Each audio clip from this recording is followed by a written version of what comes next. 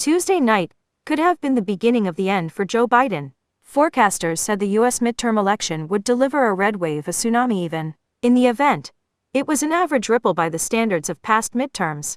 Whatever the final tally, which could take days to verify, Biden has avoided the shellacking that befell both Barack Obama and Bill Clinton, his two Democratic predecessors. In today's bleakly polarized America, that qualifies as a win. What is good for Biden is bad for Donald Trump, whose continued grip on the Republican Party explains its failure to close the sale with voters. By all other measures, Biden's low approval ratings and voter angst about galloping inflation and rising crime, Republicans should have swept both chambers of Congress and many more state governorships. Prior to Tuesday, incumbent presidents' parties have lost ground in 36 of the 39 midterm elections to have been held since the American Civil War. Biden's Democrats will still lose control. The House of Representatives will probably change hands, while the Senate remains a toss-up. But his party's ability to stem the losses puts Biden's midterm performance in the upper ranks among American presidents. He has Trump and the defeats of a series of extreme Trumpian candidates to thank for that. As we have seen before, the anger of America's voters does not always equate to recklessness.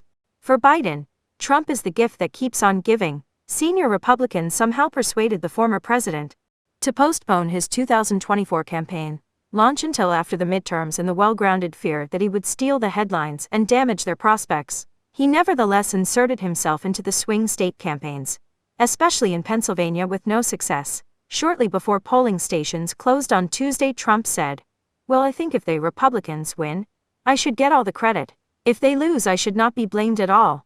In reality, the more extreme candidates that Trump endorsed fared worse than the average Republican. These include Doug Mastriano, his 2020 election-denying favorite for Pennsylvania's governor, Dr. Mehmet Oz, the celebrity TV doctor, who lost his Pennsylvania Senate race to John Fetterman; Daniel Cox, who lost his bid for Maryland governor to Wes Moore, who becomes America's third black governor, and Don Bolduc, who was challenging the incumbent senator in New Hampshire. Among Trump's endorsed candidates who won, including J.D. Vance for an Ohio Senate seat, most distanced themselves from Trump's more extreme stances, as did Blake Masters, who looks set to lose his race for an Arizona Senate seat.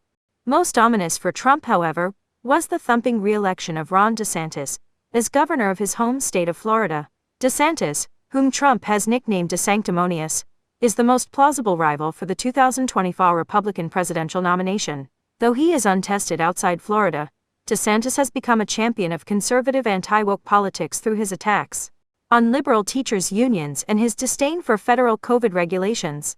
Perhaps the strongest indicator of DeSantis's conservative potency is the trademark menace with which Trump now talks about him. "I would tell you things about him, DeSantis, that won't be very flattering," said Trump on Monday. "I know more about him than anybody, other than perhaps his wife."